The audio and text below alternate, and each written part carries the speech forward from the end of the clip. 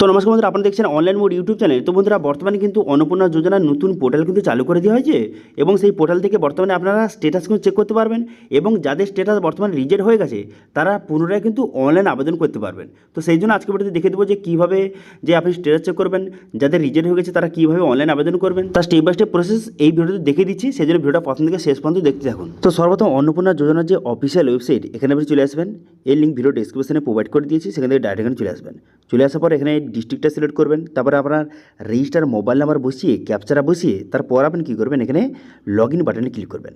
Log in বাটনে click করে দেওয়ার সঙ্গে সঙ্গে মোবাইল নাম্বারে একটা ওটিপি যাবে, সেই ওটিপিটা বসিয়ে ভেরিফাই অ্যান্ড কন্টিনিউ বাটনে ক্লিক করবেন। এবার এই অপশানে ক্লিক করে দেওয়ার সঙ্গে সঙ্গে দেখতে পাচ্ছেন আপনার সামনে নেক্সট পেজ কিন্তু আপনার সামনে ওপেন হয়ে যাবে। ঠিক আছে, তো সেই জন্য আমি কী করবো, এখানে আমার মোবাইলে কিন্তু ওটিপি চলে এলো, সেই ওটিপিটা বসিয়ে এখানে কিন্তু সাবমিট করে দেওয়ার সঙ্গে সঙ্গে দেখতে পাচ্ছেন ড্যাশবোর্ডটি আপনার সামনে এইভাবে ওপেন হয়ে গেল।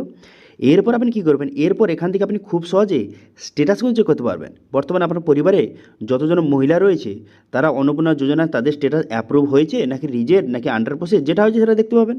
এবার এখানে আর একটি অপশান যুক্ত করা হয়েছে যে অবজেকশন অ্যান্ড ক্লেম বলে একটা অপশান যুক্ত করা হয়েছে। এবার এই অপশানে ক্লিক করবেন।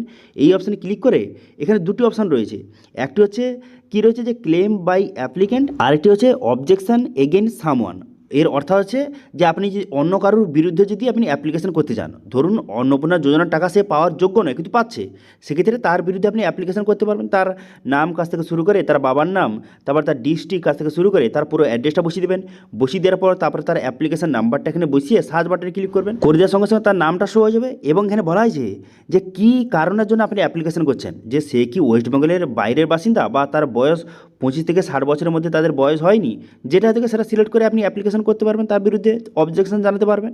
এবার যদি আপনি নিজের নামে আবেদন করতে চান, আপনি টাকা পাননি, রিজেক্ট হয়ে গেছে, সেক্ষেত্রে ক্লেম বাই অ্যাপ্লিক্যান্ট অপশানে ক্লিক করবেন। করে দেওয়ার পর আপনার নামটা এখান থেকে সিলেক্ট করবেন। ঠিক আছে, পরিবারের যে মহিলা বর্তমান টাকা পায়নি, যার রিজেক্ট হয়ে গেছে, তার নামটা সিলেক্ট করে এখানে দুটি অপশান রয়েছে। একটি হচ্ছে যে বর্তমানে আপনার অ্যাপ্লিকেশনে কোনো কিছু ভুলভাল হয়েছে, সেই জন্য আপনার অ্যাপ্লিকেশনটা রিজেক্ট হয়েছে, সেক্ষেত্রে সেটা সিলেক্ট করবেন। অন্যথায় আপনি কিন্তু অনলাইন আবেদনের সময় অন্নপূর্ণা যোজনা ইয়েস করার কথা আপনি নো করে দিয়েছেন ভুলে, সেক্ষেত্রে আপনার ক্ষেত্রে যেটা হয় সেটা সিলেক্ট করে এখানে রিমার্কের জায়গায় লিখে দেবেন যে কী ভুল হয়েছে, কোথায় আপনার ভুল হয়েছিল অনলাইন আবেদনের সময়, সেটা লিখে দেবেন। এবং ডকুমেন্টস আপনাকে আপলোড করতে হবে। কী কী ডকুমেন্টস, যে আধার কার্ড, প্যান কার্ড এবং ভোটার কার্ড এবং রেশন কার্ড, এই সব ডকুমেন্টস কিন্তু আপনি আপলোড করে দেবেন। একসঙ্গে পিডিএফ করে আপলোড করে সাবমিট করে দেবেন। তারপর এখান থেকে আপনার যদি সব কিছু ঠিকঠাক থেকে থাকে, সেক্ষেত্রে পরবর্তী সময় যদি আপনার অ্যাপ্রুভ হয়ে যায়, আপনি যে অ্যাপ্লিকেশনটা করলেন যদি অ্যাপ্রুভ হয়ে যায়, সেক্ষেত্রে এর পরের মাস থেকে আপনি অন্নপূর্ণা যোজনা 3000 টাকা করে পাবেন। ঠিক আছে, তো সেই জন্য বর্তমানে এই নতুন পোর্টাল থেকে কীভাবে স্ট্যাটাস চেক করবেন, যাদের রিজেক্ট হয়ে গেছে তারা কীভাবে অনলাইন আবেদন করবেন পুনরায় স্টেপ বাই স্টেপ প্রসেস দেখিয়ে দিলাম। ঠিক আছে, এটা ছিল আজকে আপডেট। ভিডিও ভালো হয়ে থাকলে ভিডিওকে লাইক করবেন এবং ভিডিও বন্ধুর সঙ্গে শেয়ার করবেন। Thank you.